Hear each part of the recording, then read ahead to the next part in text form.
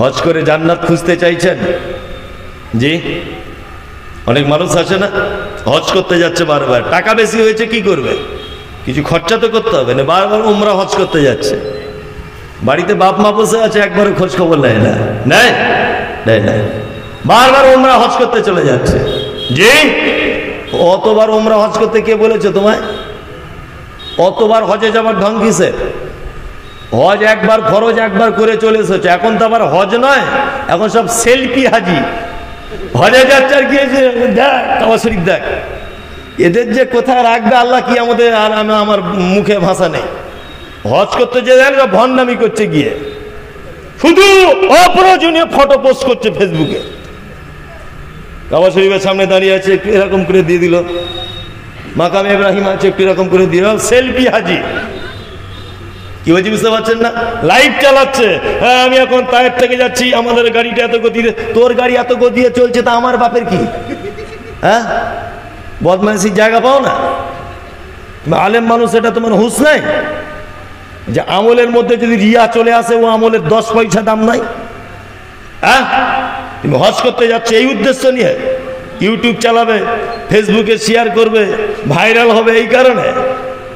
এখন আবার ভাইরাল হওয়ার কিছু কিছু পদ্ধতি হয়েছে, কিছু কিছু পদ্ধতি দেখবেন, কিছু কিছু মৌলভী সাহেব আছে, তারা খুব বক্তা হওয়ার চেষ্টা করছে, খুব দেখবেন মোবাইলে খুব বক্তা হওয়ার চেষ্টা করছে, যখন আর কেউ লোকে ডাকছে না তখন বক্তাদের বিরুদ্ধে বক্তব্য রাখছে, এই টাকা চেয়ে নেওয়া হারাম, এই সুর করে বলা হারাম, এই অমুক বলা হারাম, এই রাত 12টা পর্যন্ত করা হারাম, ও ফতোয়া দিয়ে দিচ্ছে, মানে ওকে কেউ ডাকছে না তো। ও খুব ভাইরাল হওয়ার চেষ্টা করেছিল, হয়নি। এই জন্য এখন কি করবে না, যাদেরকে মানুষ ডাকছে ওদের ব্যাপারে ভিডিও তৈরি করছে, কেউ চিনতো না জানতো না।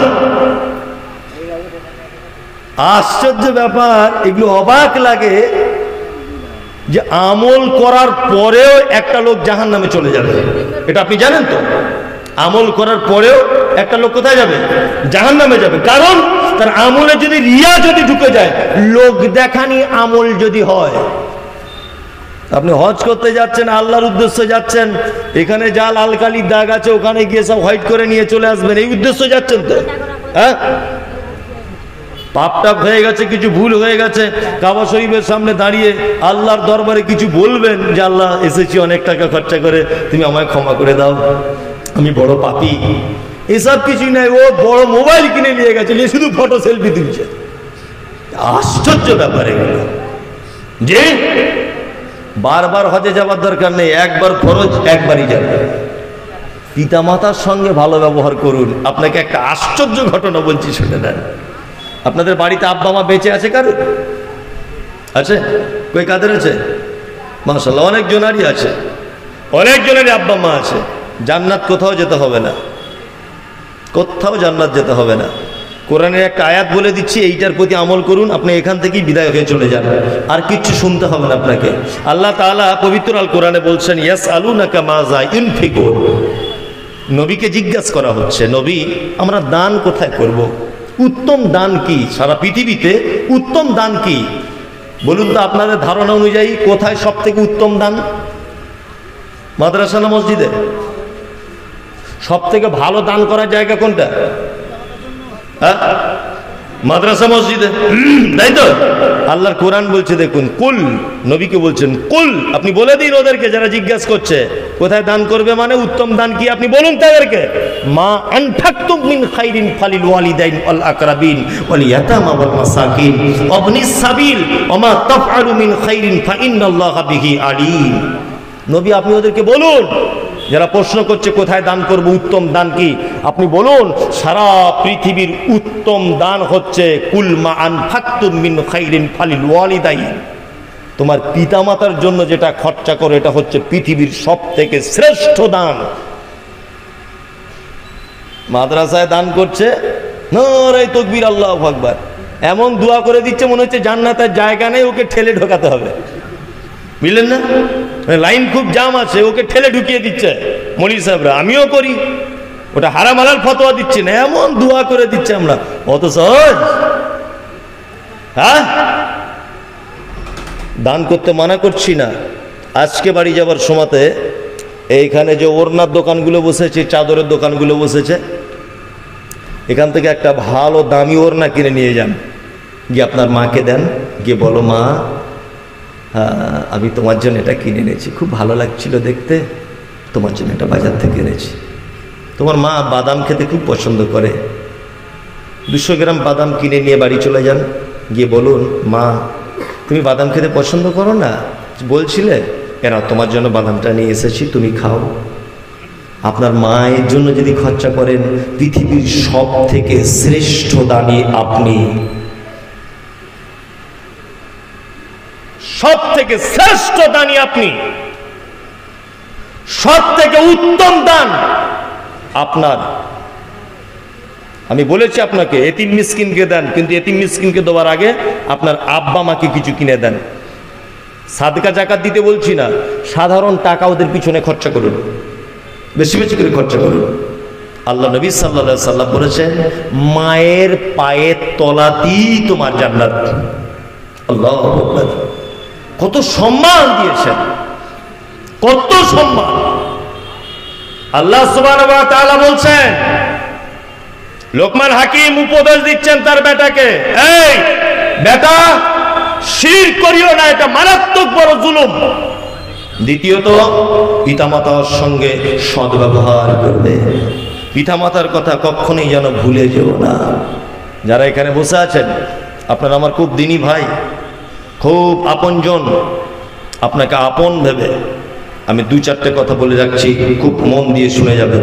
কথা হচ্ছে এটা আমি সব জায়গাতে বলি, এটা মাদ্রাসার প্রোগ্রাম, ওই জন্য বলাটা খুব ইম্পর্টেন্ট মনে করছি। আমার বলাতে যদি মাদ্রাসার একটু কাজ হয়, এটা আমি আশা করছি, যদি একটু কাজ যদি মাদ্রাসায় হয়। কাদের কাদের বাড়িতে আব্বা মা আছে একটু হাতটা তুলুন তো ভাই, দয়া করে কেউ বাকি থাকবেন না, কেউ তুলুন। মাশাআল্লাহ, ঘুম পাচ্ছে নাকি আপনাদের? ঘুম পেলেও কিছু করার নেই, একটু শুনতে হবে।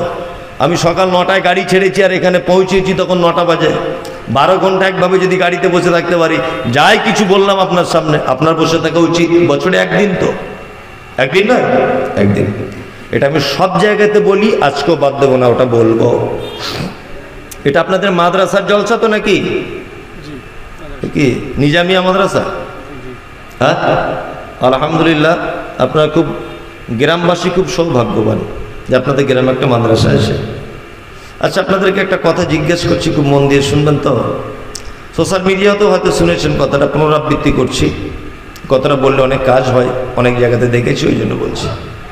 আচ্ছা, আপনাদের এখানে যাদের বাড়িতে আব্বা মা আছে, কি সিস্টেমে সন্তানদের কাছে ভাত খায়?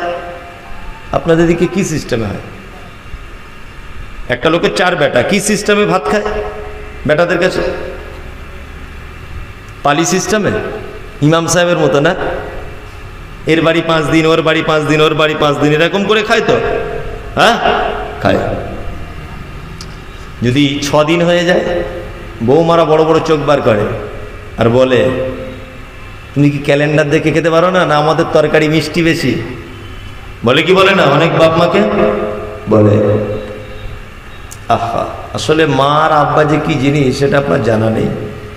যারা বসে আছেন খুব মরা মানুষের মতো বসুন, লড়াচড়া করবেন না। আমি একটা ইম্পর্টেন্ট কথা আপনাকে বলে দিয়ে যাচ্ছি। একটা লোকের 4 বেটা, 4 বেটায় বিভিন্ন জায়গায় কাজবাজ করে, বিভিন্ন জায়গায়। তা ঈদের 1 সপ্তাহ আগে বাড়ি আসছে, সবাই তার স্ত্রীকে ফোন করছে তোমার জন্য কি নিয়ে যাব। ওর স্ত্রী বলছে বেনারসি শাড়ি। ছেলেকে ফোন করে বলছে তোমার জন্য কি নিয়ে যাব বাবু?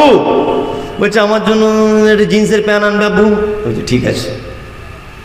কাজবাজ সব শেষ করে শপিং মলে ঢুকেছে দিল্লিতে, জামা কাপড় কিনছে। আব্বার জন্য বা স্ত্রীর জন্য শাড়ি কিনলো, বেটার জন্য কিনলো, বেটির জন্য কিনলো।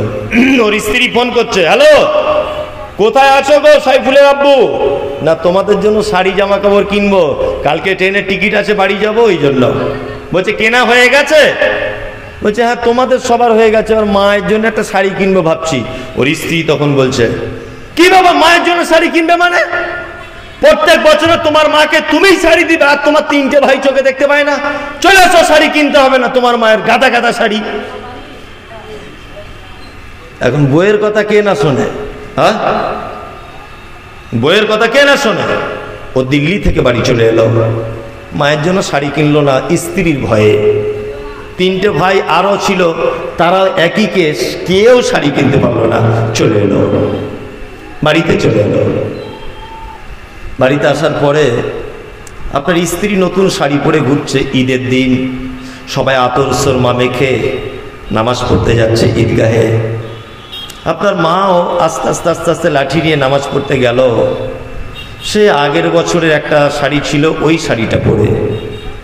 আপনার আব্বার আগের বছরের একটা লুঙ্গি ছিল, সেই লুঙ্গিটা পরে ঈদের নামাজ পড়তে চলে গেল। বুড়ো মানুষ, ঈদের দিন বাড়িতে ভালো মন্দ রান্না করা হলো, তাদের খেতে দেওয়া হচ্ছে দুপুর 3টের সময়তে। সকাল থেকে আপনার শালি এসেছিল, শালার বউ এসেছিল, এদেরকে নিয়ে আপনি ব্যস্ত ছিলেন, ওদের কথা একদম ভুলে গিয়েছিলেন। বুড়ো হয়ে গেছে তো তাই। আহা, তোমার মা তোমার 2তলা বাড়ি, সিঁড়ি দিয়ে উপরে উঠতে পারে না, নিচে মশারি টাঙিয়ে বসে থাকে আর মনে মনে ভাবে বৌমা কখন একটু সিমাই রান্না দেবে, কখন একটু পায়েস করে দেবে, আমি একটু খাবো। 3টের সময় বৌমার টাইম হয়েছে, পায়েস রান্না করে শাশুড়িকে দিতে এসেছে, মশারির ভিতরে দিয়ে বলছে খাবে তো খাও, না খাবে তো সাইডে রেখে দাও, খাবে তো খাও, না খাবে তো সাইডে রেখে দাও। তোমার মায়ের এই অবস্থা কেন? ওই লোকটাই আবার জান্নাতে যাবার জন্য হজ করতে চলে যাচ্ছে মক্কাতে 5 লক্ষ টাকা খরচা করে, ওই লোকটাই। তোমার মা ঈদের দিনে নতুন একটা জামা পেল না, নতুন শাড়ি পেল না। তোমার মা ঈদের দিনে তোমার আব্বা একটা নতুন লুঙ্গি পেল না। তোমার মায়ের অপরাধ কি? তোমার বাপের অপরাধ কি? তোমার বাপ হচ্ছে পৃথিবীর সবথেকে বড় অপরাধী, তোমার মা হচ্ছে পৃথিবীর সবথেকে বড় অপরাধী। তোমার মায়ের অপরাধ কি? তোমার মা ঈদের দিনে নতুন জামা পেল না, তোমার মা ঈদের দিনে 3টের সময়তে খেতে পেল, তোমার আব্বা ঈদের দিনে নতুন লুঙ্গি পেল না। তার কারণ হলো এটা, তোমার মা তোমাকে পৃথিবীর আলো দেখাতে গিয়ে হসপিটালের বেডে পরপুরুষের সামনে উলঙ্গ হতে হয়েছিল তোমার মায়ের। এটা তোমার মায়ের জীবনের সবথেকে বড় অপরাধ। তোমার মা ছিল পর্দানাসীন মহিলা, তোমার মা পরপুরুষের সামনে মুখ দেখাতো না, ওই মহিলাটাই হসপিটালে ভর্তি হয়েছে তোমাকে জন্ম দিতে গিয়ে। পরপুরুষ ডাক্তার তোমার মায়ের লজ্জাস্থান দেখে নিয়েছে, তোমার মাকে উলঙ্গ করে দিয়েছে। তোমার মা একবারও বলেনি না না না আমি বাচ্চা জন্ম দেব না। তোমার মা উলঙ্গ হতে পেরেছে শুধু তোমাকে পৃথিবীতে আনার জন্য। তোমার মা মানে হলো, তোমার মায়ের বয়স তখন 17 থেকে 20 বছর। তোমার মা টকটকে অপরূপা চরমা সুন্দরী। তোমার মাকে দেখে কোনজন? তোমার মায়ের চামড়াগুলো রসুনের খোলার মতো সাদা ধপ ধপ করে। তোমার মা এত সুন্দরী, ডাক্তারখানাতে গেল, তুমি তখন পেটে ছিলে, ডাক্তারবাবু বলেছে নরমালে হবে না, সিজার করতে হবে। ডাক্তারবাবুরা ধারালো কাঁচি দিয়ে 1 বিঘা সমপরিমাণ পেট কেটে তোমাকে বার করা হলো। তোমার মা মানে, তোমার মায়ের মাথায় কালো কুচকুচে হাঁটু পর্যন্ত দোলানো চুল। তোমার মায়ের চুল দেখে কোনজন? পাড়ার সব মেয়েরা তোমার মায়ের চুল দেখতে আসে। তোমার মায়ের কালো কুচকুচ কুচকুচ করা চুল হাঁটু পর্যন্ত দোলে। তোমাকে পৃথিবীর মুখ দেখাতে গিয়ে হসপিটালের বেডে লাল রক্ততে কালো চুলগুলো লালে লাল হয়ে গিয়েছিল। এটা তোমার মায়ের 3য় বড় অপরাধ। তোমার মায়ের অপরাধ কি? চিকিৎসা বিজ্ঞানীরা বলেছে একজন শিশু তার মায়ের দৈনিক 8 বার করে দুধ পান করে, প্রত্যেকবারে 250 গ্রাম করে দুধ পান করে। কোরআনের ভাষাতে 30 মাস তোমার মা তোমাকে দুধ পান করিয়েছে। 30 মাস যদি তুমি দুধ পান করো, 1800 কেজির মতো দুধ তুমি পান করেছ। 1800 কেজি দুধ তুমি পান করেছ। তোমার মায়ের 50 টাকা করে যদি দুধের কেজি হয়, 90,000 টাকার মতো দুধ তুমি তোমার মায়ের পান করেছ। তোমার মা ঈদের দিনে নতুন শাড়ি পায় না, তোমার মা বউয়ের কাছে গাল শোনে, তোমার মা তোমার কাছে গাল শোনে। তোমার আব্বা নতুন লুঙ্গি পায় না, তোমার আব্বা পরনে নতুন জামা পরতে পারে না ঈদের দিনে। তোমার আব্বা পয়সার অভাবে চায়ের দোকানে বসে থাকে মন মরা করে, সবাই চা পান করে, তোমার আব্বার পয়সা নেই বলে বসে থাকে, লাজে তোমার কাছে 10 টাকা চাইতে পারে না। তোমার মাকে বারবার বিরক্ত হয়ে বলে কই 10 10টা টাকা দাও না, চায়ের দোকানে গিয়ে চা খায়, তোমার মা বলে আমার মুখে বিষ ঢেলে দাও, আমার কি ইনকাম করার রাস্তা আছে যে তোমাকে আমি পয়সা দিতে যাব? এই রকম হচ্ছে তোমার মায়ের অবদান, এটা তোমার বাপের অবদান। তুমি দামি স্কুলে পড়বে বলে, দামি মিশনে পড়বে বলে, পৌষ মাসের হাড় কাঁপানো চরম শীতের সময়তে তোমার আব্বা নিজে ভালো জ্যাকেট, ভালো সোয়েটার ব্যবহার না করে তোমার জন্য বাজার থেকে দামি সোয়েটার, দামি চাদর কিনে এনেছিল। তোমার স্কুলের ফি দিতে হবে বলে ওই দুর্গাপুরে গিয়েছিল রাজমিস্ত্রির লেবারের কাজ করতে। তোমার বাপের বয়স 50 বছর, তোমার বাপ হাঁটুতে বললেই মাথাতে ক্ষমতা নেই, কোমরে ব্যথা, তবুও রাজমিস্ত্রি মশলা মেখে আস্তে আস্তে ঠক ঠক ঠক ঠক ঠক ঠক করে কোন রকম দুতলার উপরে মশলা মেখে মেখে তোলে তোমার স্কুলের ফি দেবে বলে। তোমার আব্বা, তুমি বায়না করতে আব্বু আমি স্কুলে যাব, সবাই সাইকেলে যায়, আমি কেন হেঁটে যাব? তোমার সাইকেলের টাকা জোগাড় করতে গিয়ে ওভার টাইমে কাজ করতো তোমার বাপ। তোমার বাপের মাথার ঘাম পায়ে পড়ে যেত শুধু তোমাকে দামি স্কুলে পড়াবে বলে, শুধু তোমাকে ভালো মন্দ খাওয়াবে বলে। আজকে তার পরিণতি হলো মশারির ভিতরে ঈদের দিন বসে আসা, 3টের সময়তে তুমি খাবার পৌঁছে দিয়েছ। আল্লাহর কোরআন বলেছে আল্লাযীনা ইউনফিকুন, কোথায় দান করব? জি, ইয়াসআলুনাকা মাযা ইউনফিকুন, নবী কোথায় দান করব? উত্তম দান কি? বিশ্ব নবীকে আবার কোরআন দিয়ে বলা হচ্ছে কুল, আপনি বলুন, মা আনফাকতুম মিন খাইরিন ফালিল ওয়ালিদাইনি ওয়াল আকরাবিন ওয়াল ইয়াতামা ওয়াল মাসাকিন ওয়াবনিস সাবিল ওয়া মা তাফআলু মিন খাইরিন ফাইন্নাল্লাহা বিহি আলিম। সারা পৃথিবীর যত জায়গা দানের রয়েছে, এতিমকে দান করা যায়, মিসকিনকে দান করা যায়, গরীব দুস্থকে দান করা যায়, মাদ্রাসায় দান করা যায়, মসজিদে দান করা যায়, মক্তবে দান করা যায়, দুস্থ মানুষদের দান করা যায়। বিভিন্ন যত দানের খাত রয়েছে, আল্লাহ সুবহানাহু ওয়া তাআলা সর্বপ্রথম খাত বর্ণনা করলেন ওয়ালিদাইন, তোমার পিতামাতার জন্য তোমরা দান করো, তোমার পিতামাতার জন্য তোমরা খরচা করো। কারণ পৃথিবীতে আল্লাহর পরে পরেই তোমাকে লালন পালন করার জন্য যদি কারোর অবদান থাকে তাহলে তোমার মায়ের, আর কারো নয়। আর কারো আছে? আর কারো আছে? আল্লাহর পরে পরে আপনি যত বড় হয়েছেন আর কারো অবদান রয়েছে? কারো অবদান নেই। লোকমান হাকিম তার ছেলেকে বলছেন ওয়াসাইনাল ইনসান, বেটা কখনোই যেন পিতামাতার সঙ্গে অসৎ ব্যবহার করিও না। বলতে গেলে অনেক টাইম চলে যাবে, এটা মাদ্রাসার জলসা। অবশ্যই যাদের পিতামাতা বেঁচে আছে, যাদের পিতামাতা দুনিয়া ছেড়ে চলে গেছে।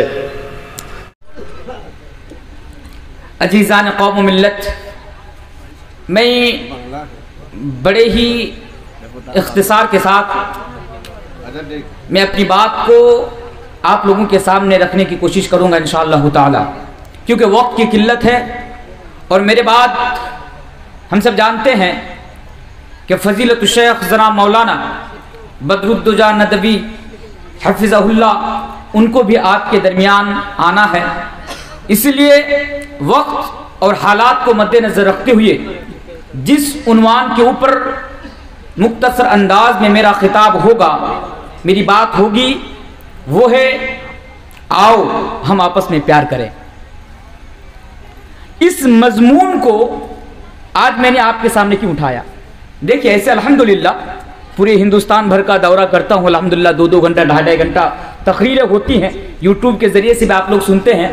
लेकिन मैं ज़्यादा डिटेल्स में आज मैं आपको नहीं बताऊंगा, क्योंकि इतना टाइम, इतना वक्त आज मेरे पास नहीं है। इसलिए बहुत ही गौर से, कॉन्सेंट्रेट के साथ, तवज्जो के साथ आप मेरी बातों को सुनेंगे तो इंशाअल्लाह आप मेरी बातों को समझ पाएंगे। सामईन, इस्लाम के अंदर ना, देखिए पहली बात तो यह है कि हम लोगों ने चंद ही चीज़ को इस्लाम समझ लिया, पूरा इस्लाम समझ लिया। वो क्या है?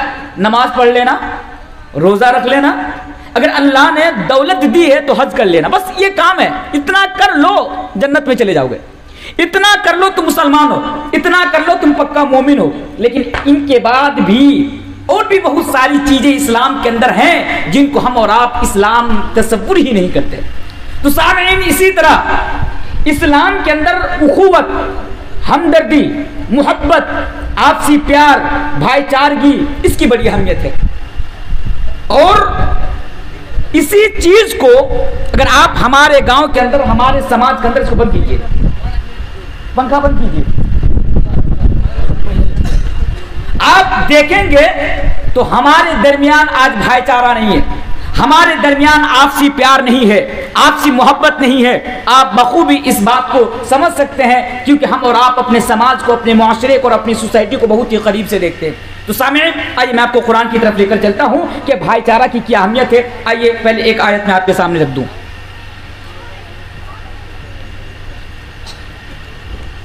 اے لوگو، اللہ تبارک و تعالی قرآن کریم کے اندر بیان فرماتا ہے وَاذْكُرُوا نِعْمَةَ اللَّهِ عَلَيْكُمْ إِذْ كُنْتُمْ أَعْدَاءً فَأَلَّفَ بَيْنَ قُلُوبِكُمْ فَأَصْبَحْتُمْ بِنِعْمَتِهِ إِخْوَانًا۔ سنیے، اللہ تبارک و تعالی فرماتا ہے کہ اے لوگو میری اس نعمتوں کو یاد کرو۔ وَاذْكُرُوا اِذْ كُنْتُمْ أَعْدَاءً فَأَلَّفَ بَيْنَ قُلُوبِكُمْ فَأَصْبَحْتُمْ بِنِعْمَتِهِ إِخْوَانًا۔ کہ منجھیلی کے لوگوں میری اس نعمت کو یاد کرو جو میں نے تمہارے اوپر کی ہے، اس احسان کو یاد کرو جو میں نے تمہارے اوپر کیا ہے۔ لیکن میرے بھائیوں، سوال تو یہ پیدا ہوتا ہے کہ اللہ میں تجھی سے سوال کرتا ہوں، ذرا تو ہی بتا، تو یہاں پر یہ کہہ رہا ہے کہ میری اس نعمت کرو جو میں نے تمہارے اوپر کی ہے، لیکن بتا ہم تو کنفیوزڈ ہیں، تو ہمیں بتا، ہم تو کنفیوز ہیں کہ تیری ہم کس نعمت کو یاد کریں، کیونکہ تیری تو بے شمار احسانات اور بے شمار نعمتیں ہمارے اوپر ہیں۔ اگر ہم تیری نعمتوں کو اگر شمار کرنا چاہیں، گننا چاہیں، لکھنا چاہیں، لپی بند کرنا چاہیں، رائٹ کرنا چاہیں تو کر نہ سکے۔ یا اللہ پھر تو ہی بتا یہاں پر تو کس نعمت کو یاد کرنے کی بات کر رہا ہے۔ اللہ فرماتا ہے میرے بندے، اے منجھیلی کے لوگوں، ساری نعمتوں کو یاد نہیں ہے، بس ایک چھوٹی سی نعمت کو یاد کر لے کہ تم آپس میں ایک دوسرے کے دشمن بنے ہوئے تھے، آپس میں اذ کنتم اعداء، ایک دوسرے کے دشمن تھے، ذرا ذرا سی باتوں کے لیے تم کرتی تھی، ذرا ذرا سی باتوں کے لیے تم اپنے بھائی کی گردن کو مار دیتے تھے، ذرا ذرا سی باتوں کے لیے تم اپنے باپ کی گردن پر تلوار رکھ دیتے تھے، تم آپس میں ایک دوسرے کے دشمن تھے۔ پھر میں نے کیا کیا؟ تمہارے درمیان نبی کو بھیجا۔ میں نے کیا کیا؟ تمہارے درمیان میں نے رسول کو بھیجا، اور نبی کو بھیجنے کے بعد اور رسول کو بھیجنے کے بعد میں نے تمہارے دلوں میں ایک دوسرے کے لیے الفت ڈال دی، محبت ڈال دی، اور میں نے تم لوگوں کو اپنے فضل سے بھائی بھائی بنا دیا۔ اللہ اکبر۔ اللہ تبارک و تعالیٰ کی یہ بہت بڑی نعمت ہے کہ ہم آپس میں جانوروں کی طرح لڑتے تھے۔ اٹھا سال پہلے کی تاریخ کو کہ میں آپ کو بتاؤں کہ 1400 سال پہلے کس طرح لوگ خون خرابہ کرتے تھے، 27 سال تک، 28 سال تک دو قبیلے کے درمیان لڑائی ہوتی تھی، جنگیں ہوتی تھی، جھگڑا ہوتا تھا۔ اللہ کہتا ہے میری نعمت دیکھو تمہارے اوپر کہ میں نے تم سب کو آپس میں بھائی بھائی بنا دیا۔ میرے پیارے ساتھیوں، کیسا؟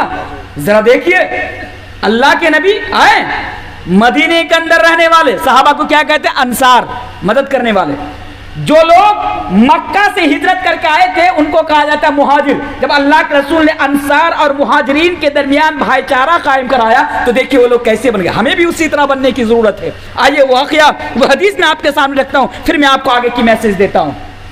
اے لوگو، مکہ سے حضرت عبد الرحمن ابن عوف ایمان کو بچانے کے لیے، ایمان حفاظت کے لیے مکہ چھوڑ کر مدینے کے اندر آ جاتے ہیں۔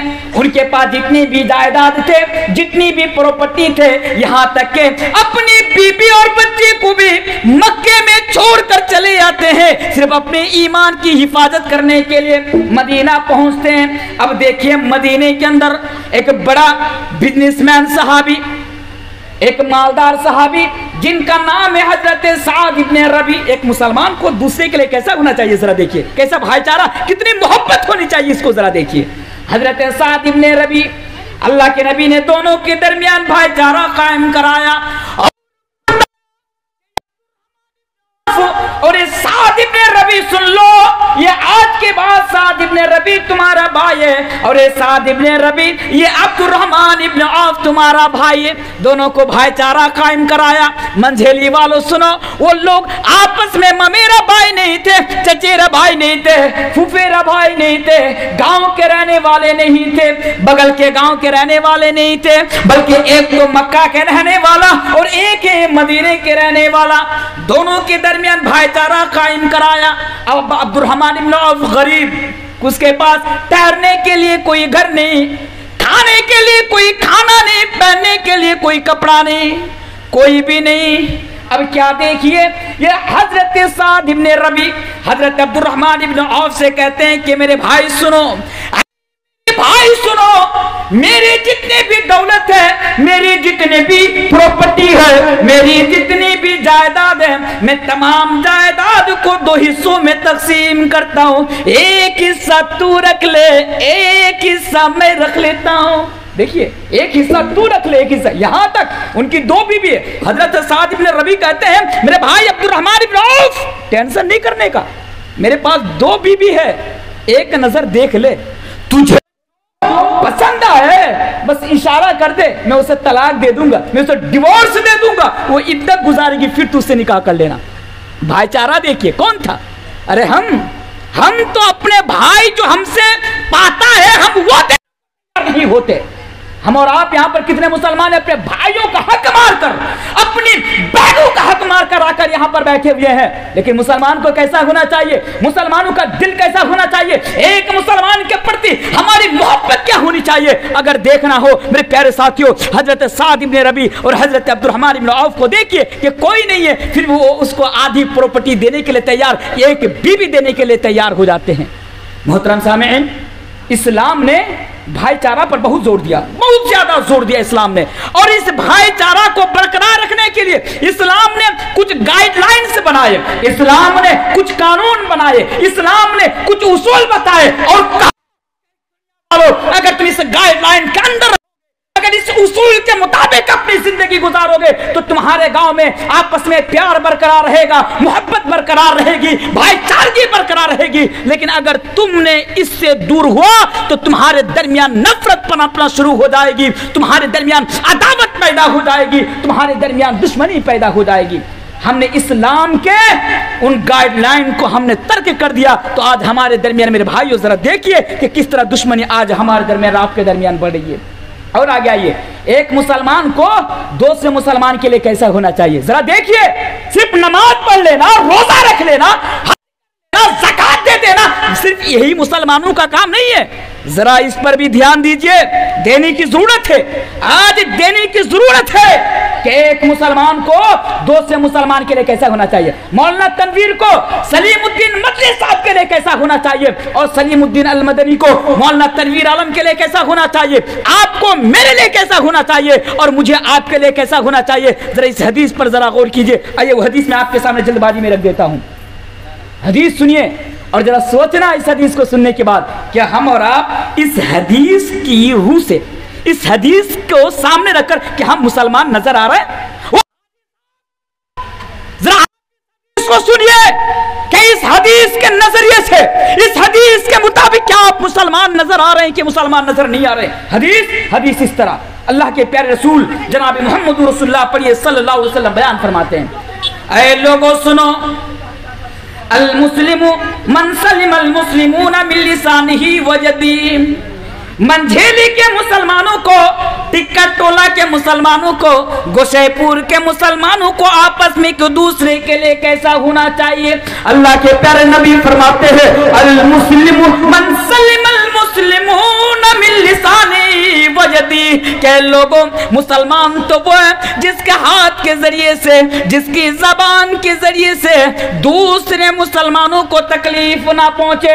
اللہ کے نبی نے 1400 سال پہلے یہ اعلان کر دیا کہ لوگوں مسلمان تو وہ ہے, مسلمان تو وہ ہے, مسلمان تو وہ ہے جس کے ذریعے سے دوسرے مسلمان کو تکلیف نہ پہنچے. اب ذرا ایمانداری کے ساتھ مجھے بتانا, ایک لاسٹ اعلان, آخری مرتبہ اعلان ہو رہا ہے کہ اب تک جن لوگوں نے کھانا نہیں کھایا, چاہے وہ رضاکار والنٹیئرز حضرات ہوں، اگر ان میں سے بھی کوئی باقی بچا ہوا ہے جو تک کھانا نہیں کھائے ہیں تو ان کے لیے آخری موقع ہے کہ یہ ہوٹل اور ہمارا ڈیلیگیٹ کا سسٹم بند ہونے جا رہا ہے، لہٰذا آپ تمام حضرات جو اب کھانا نہیں کھائے ہیں آخری موقع ہے، کھانا کھا لیں۔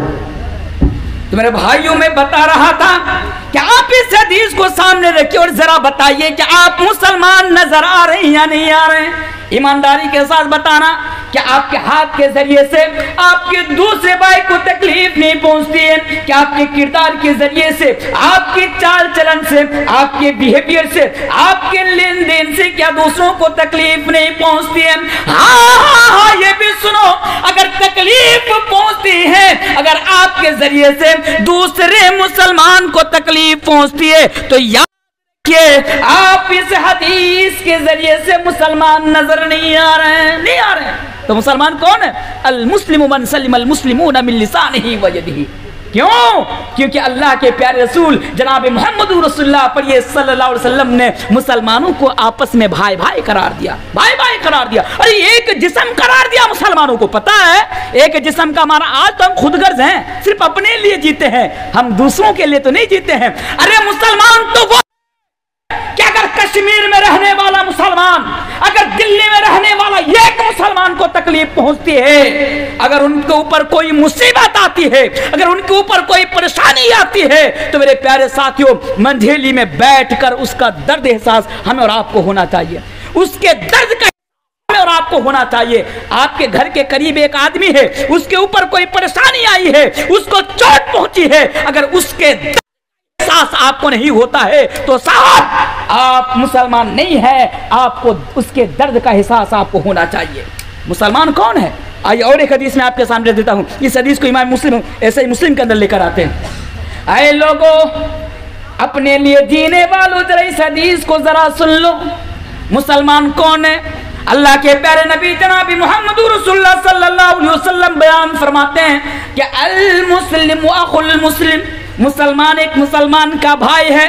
میں آپ کا میرا بھائی نہیں، آپ کے بغل میں بیٹھا آپ کے گاؤں کا نہیں، وہ تو کیلانی سے سیکورنا سے یہاں پر جلسہ سننے کے لیے آئے، وہ آپ کا کوئی نہیں لگتا، لیکن وہ بھی مسلمان، آپ بھی مسلمان، وہ بھی اللہ پر ایمان رکھنے والا، پر ایمان رکھنے والا۔ تو نبی نے فرمایا المسلم اخو المسلم، ایک مسلمان دوسرے مسلمان کا بھائی ہے۔ اسی کو اللہ نے قرآن میں کہا انما المؤمنون اخوہ، کہ اس روئے زمین کے اوپر، اے لوگوں آسمان کے نیچے اور زمین کے اوپر تمہیں جتنے بھی لوگ نظر آئیں، اگر وہ ایمان رکھتا ہو تو وہ تمہارا بھائی ہے، وہ تمہارا بھائی ہے۔ تو نبی نے کیا فرمایا؟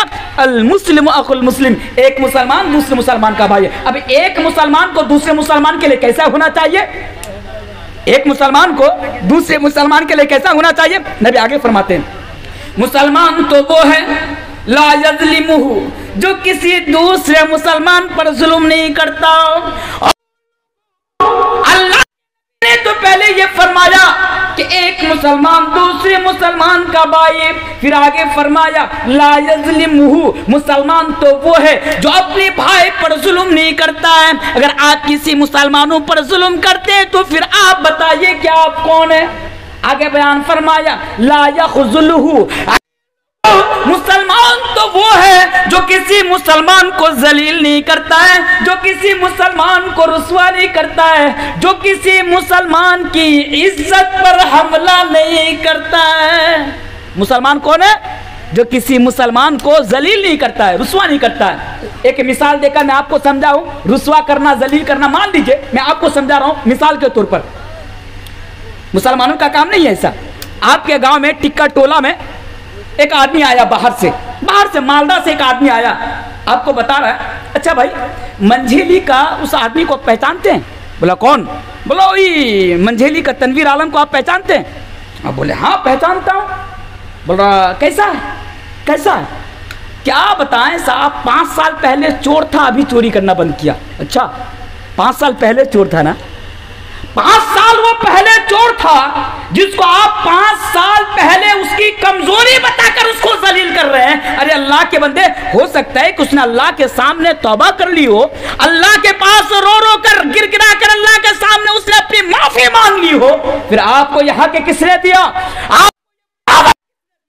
آپ کو یہ ادھیکار کس نے دیا کہ فلاں آدمی 5 سال پہلے چور تھا تو اس کو لے کر اس کو ذلیل کیا جائے اور اس کو رسوا کیا جائے؟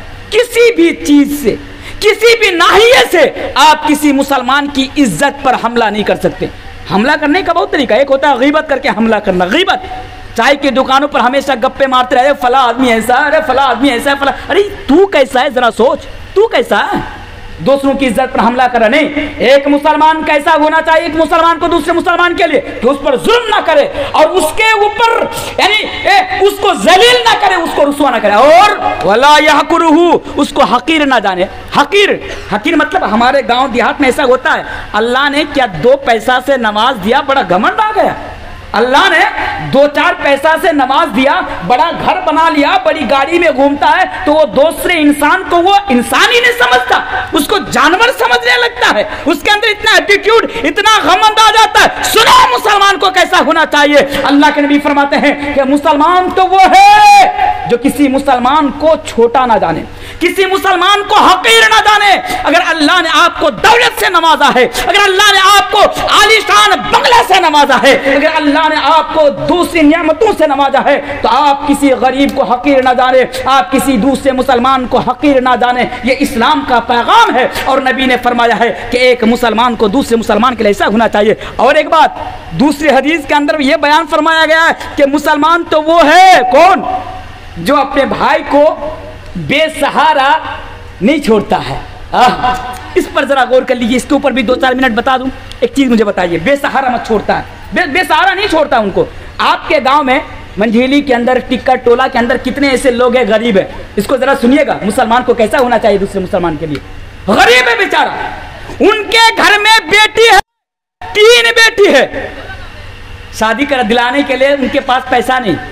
چلیے آپ کے گاؤں میں ایسا بھی انسان ہے بیوہ ہے, اب بیماری میں مبتلا ہے, کٹیار میں بھرتی ہے, کٹیار کا ڈاکٹر نے بتایا کہ آپ کا علاج تبھی سمبھو ہو سکتا ہے, آپ کا علاج تبھی پاسبل ہے جب آپ 3-4 لاکھ روپیہ جمع کر لیں گے, کیونکہ آپ کا علاج کرانے کے لیے 3-4 لاکھ روپیہ کی ضرورت ہے. گھر میں آتا ہے مایوس ہے. بتائیے کبھی آپ ان کے پاس گئے ہیں؟ کیا آپ ان کے پاس کبھی ان کو سہارا دینے کے لیے گئے ہیں گاؤں کے تمام لوگ کہ چلیے بھائی آپ بے سہارا ہیں, آپ کو پیسے کی ضرورت ہے, آپ کو بیماری ہے, کیا آپ اس کی مدد کرنے کے لیے کبھی آگے بڑھے؟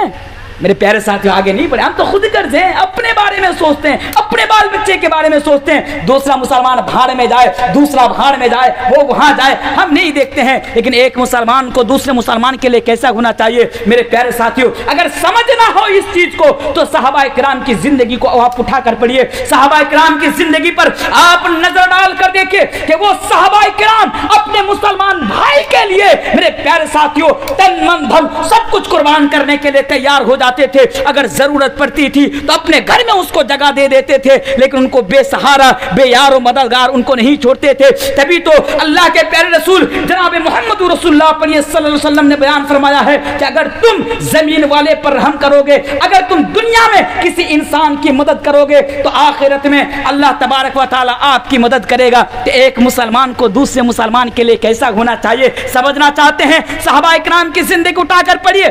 آج ہم اپنی زبان سے صبح و شام کتنی گالیاں مسلمانوں کو دیتے ہیں, نہ جانے کتنی باتیں مسلمانوں کو دے دیتے ہیں جس سے مسلمانوں کو تکلیف پہنچتی ہے. ہمیں احساس تک نہیں ہوتا, ہمیں ندامت تک نہیں آتی. لیکن اگر سمجھنا ہو, حضرت بلال حبشی اور حضرت ابو ذر غفاری کا واقعہ آپ اٹھا کر پڑھیے. وہ حضرت بلال اور حضرت ابو ذر غفاری کے درمیان جب اختلاف ہوتا ہے, ابو ذر غفاری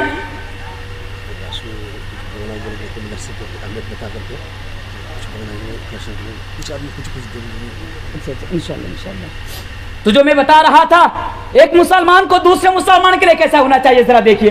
آج ہم صبح شام مسلمانوں کو گالی دیتے ہیں, تیری اس کی, تیری اس کی, تیری نہ جانے کیا کیا باتیں, کیا کیا الفاظ ان کے لیے استعمال کرتے ہیں. ذرا دیکھیے حضرت ابو ذر غفاری ایک مرتبہ, صحیح حدیث ہے, حضرت بلال حبشی کو اس کی ماں کا تانا دے دیا, اس کی ماں کا تانا دے دیا. حضرت بلال حبشی کے دل پہ جا کر وہ بات لگی. حضرت بلال حبشی رضی اللہ تعالیٰ عنہ نبی کے پاس آئے اور آنے کے بعد نبی سے فرمایا یا رسول اللہ، یا اللہ کے رسول، ابو ذر غفاری نے مجھے میری ماں کا طعنہ دیا ہے۔ اللہ کے نبی نے فرمایا اور غفاری کو میرے سامنے حاضر کرو۔ حضرت ابو ذر غفاری کو نبی کے سامنے حاضر کیا جاتا ہے۔ اللہ کے پیارے نبی حضرت ابو ذر غفاری سے کہتے ہیں کہ ابو ذر غفاری، کیا تو نے بلال کو اس کی ماں کا طعنہ دیا ہے؟ وہ سویکار کرتا ہے اور کہتا ہے ہاں اللہ کے رسول، میں نے غصے میں آ کر میں نے حضرت بلال حبشی کو اس کی ماں کا طعنہ دے دیا ہے۔ اللہ کے نبی نے فرمایا اے ابو ذر، ابھی بھی تمہارے درمیان زمانہ جاہلیت کی صفت موجود ہے۔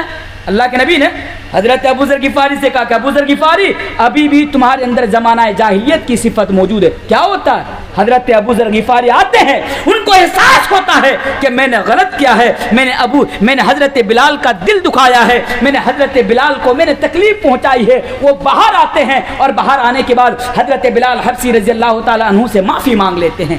لیکن ہمیں تو یہ افسوس بھی نہیں ہوتا کہ ہم کس کو تکلیف پہنچاتے ہیں، ہم کس کو گالی دیتے ہیں اور ہم کس کو کیا کرتے ہیں۔ محترم سامعین، اور آگے آئیے، مولانا بدرالدوجہ ندوی صاحب آتے ہی ہوں گے شاید 10-15 منٹ کے اندر۔ میں بھی بڑے جلد بازی میں ہوں، کیا بتاؤں، کیا کہوں، کیا چھوڑوں، سمجھ میں نہیں آ رہا ہے، اس لیے آئیے اور ایک چیز میں آپ کو بتا کر چلا جاتا ہوں۔ دیکھیے، ایک مسلمان کو دوسرے مسلمان کے لیے کیسا ہونا چاہیے، پیار کیسے بڑھے گا، انشاءاللہ اگر کبھی موقع ملے تو بتاؤں گا کہ پیار کیسے بڑھے، ہم آپس میں محبت کیسے کریں، انشاءاللہ وہ بتاؤں گا کیسے پیدا ہو۔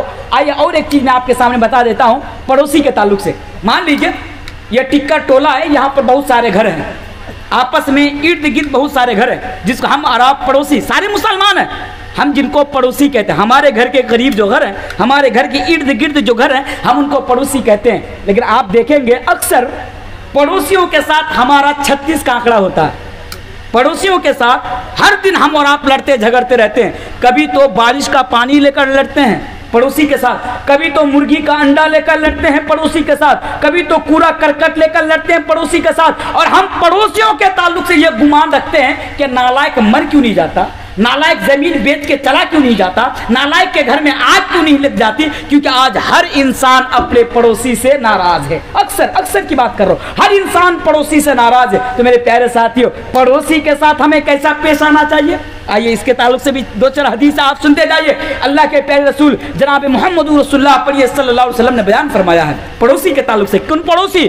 وہ پڑوسی جن کے ساتھ آپ صبح شام لڑتے رہتے ہیں، وہ پڑوسی جن کے ساتھ آپ صبح شام جھگڑتے رہتے ہیں۔ اللہ کے پیارے نبی بیان فرماتے ہیں اے لوگوں، پڑوسیوں کے ساتھ جھگڑنے والوں، پڑوسیوں کے ساتھ لڑنے والوں، ذرا سنو، من کان یؤمن باللہ والیوم الآخر فلا یؤذی جارہ، اس حدیث کو سنو۔ اگر تم اللہ پر اور اللہ کے رسول پر اگر تم ایمان رکھتے ہو، اللہ پر اور قیامت کے دن پر اگر تم ایمان رکھتے ہو، تو لوگوں اپنے پڑوسی کو مت ستاؤ، اپنے پڑوسی کو تکلیف مت دو، اپنے پڑوسی کو کشٹ مت پہنچاؤ۔ اور آگے آؤ، پڑوسیوں کے ساتھ لڑنے والوں، پڑوسیوں کے ساتھ جھگڑنے والوں، ذرا اس حدیث کو سنو۔ اللہ کے پیارے حبیب جناب محمد رسول اللہ صلی اللہ علیہ وسلم بیان فرماتے ہیں واللہ لا یؤمن، واللہ لا یؤمن، واللہ لا یؤمن، اللہ کی قسم وہ مومن نہیں، اللہ کی قسم وہ مومن نہیں، اللہ کی قسم وہ مومن نہیں۔ یہ اللہ کے نبی آپ کس کے بارے میں بتا رہے ہیں؟ یہ اللہ کے نبی کیا آپ اس انسان کے بارے میں بتا رہے ہیں جو نماز نہیں پڑھتا ہے؟ کیا آپ اس انسان کے بارے میں بتا جو روزہ نہیں رکھتا ہے؟ اللہ کے نبی نے فرمایا نہیں نہیں نہیں، میں اس انسان کے بارے میں بتا رہا ہوں کہ وہ مومن نہیں، وہ مومن نہیں، وہ مومن نہیں۔ یا اللہ کے رسول وہ کون؟ اللہ کے نبی فرماتے ہیں جو اپنے پڑوسیوں پر ظلم کرتا ہے، جو اپنے پڑوسی پر ظلم کرتا ہے، جو اپنے پڑوسی کے ساتھ جھگڑتا ہے، اللہ کے نبی نے فرمایا وہ مومن نہیں۔ اسی طرح اللہ کے پیارے رسول جناب محمد رسول اللہ صلی اللہ علیہ وسلم نے یہ بھی بیان فرمایا کہ اللہ کی قسم وہ انسان بھی مسلمان نہیں، اللہ کی قسم وہ انسان بھی مسلمان نہیں، اللہ کی قسم وہ انسان بھی مسلمان نہیں۔ کون؟ اللہ کے رسول آپ کن کی بات کر رہے ہیں؟ حدیث کو ذرا سنیے، किन की बात कर रहे हैं? वो जो नमाज ना पढ़े, रोजा ना रखे, ज़कात ना दे, इस ताकत रखने के बावजूद भी हज ना करे, किन के बारे में बता रहे हैं? अल्लाह के नबी फरमाते हैं उनके बारे में। कौन? जो रात को पेट भरकर खाना खा लिया। ये एहसास खत्म हो चुका हमारे अंदर से ना, ये एहसास बिल्कुल खत्म हो गया। अल्लाह के नबी फरमाते हैं कि अगर आप पेट भरकर खाना खाकर सो जाते हैं, आपके घर के करीब रहने वाला आपका पड़ोसी बीमार है, आपके घर के रहने वाला पड़ोसी गरीब है, यतीम है, शौहर नहीं, तो छोटे छोटे बच्चे हैं, खाने को कुछ नहीं, आप तो सनूली गए, कटिहार गए, मटन बिरयानी, चिकन बिरयानी, मुर्गा मसल्लम खाकर घर में आकर आसूदा होकर सो गए। लेकिन आप अपने पड़ोसी के घर में जाकर आपने ये खबर ना ली कि वो तो गरीब है, जरा उनके घर में जाकर खबर लूं, जरा देखूं कि वो रात का खाना खाया है या नहीं खाया है। मेरे प्यारे साथियों, अगर आप खबर नहीं लेते, आपके घर के करीब रहने वाला वो गरीब पड़ोसी भूखा सो जाता है। अल्लाह के नबी ने फरमाया ऐसा इंसान मुसलमान नहीं है, ऐसा इंसान मोमिन नहीं है। माजरत के साथ मुझे आधा घंटा का टाइम दिया गया था, वक्त हो चुका।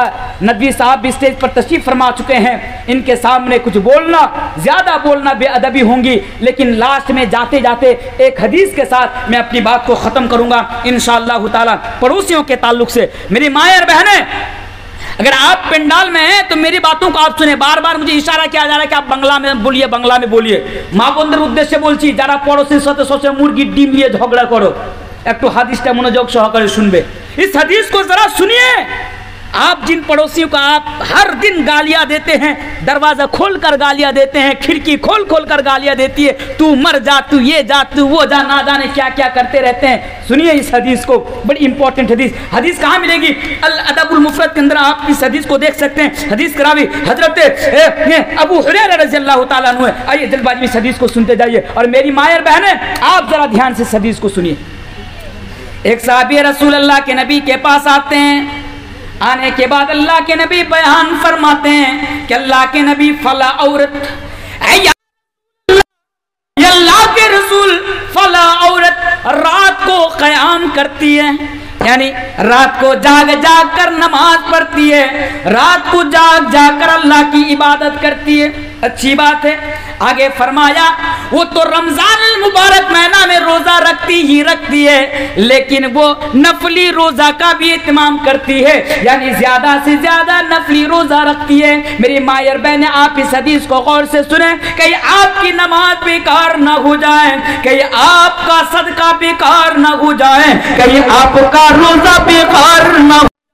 सुनिए, अल्लाह के नबी से फरमाते हैं, ये अल्लाह के नबी, वो औरत रात को क़याम करती है, तहज्जुद की नमाज पढ़ती है, ज्यादा से ज्यादा नफली रोजा रखती है, और अल्लाह के नबी वो अल्लाह की राह में ज्यादा से ज्यादा सदका करती है, लेकिन वो औरत अपनी ज़बान के जरिए से अपने पड़ोसी को तकलीफ पहुंचाती है, अपनी ज़बान के जरिए से अपने पड़ोसियों को कष्ट पहुंचाती है। तो अल्लाह के नबी ने ऐसी औरत के ताल्लुक से फरमाया कि उस औरत के अंदर कोई भलाई नहीं, वो औरत जहन्नमी है, यानी वो औरत जहन्नम के अंदर चली जाएंगी। और उसी तरह और एक औरत के ताल्लुक से बताया गया कि अल्लाह के नबी, एक औरत है जो नफली नमाज का इत्माम ज्यादा से ज्यादा नहीं करती, जो नफली रोजा ज्यादा से ज्यादा नहीं रखती, जो अल्लाह के रास्ते में ज्यादा से ज्यादा सदका तो नहीं करती, बल्कि पनीर के टुकड़े के बराबर सदका करती है, लेकिन वो औरत अपनी ज़बान के जरिए से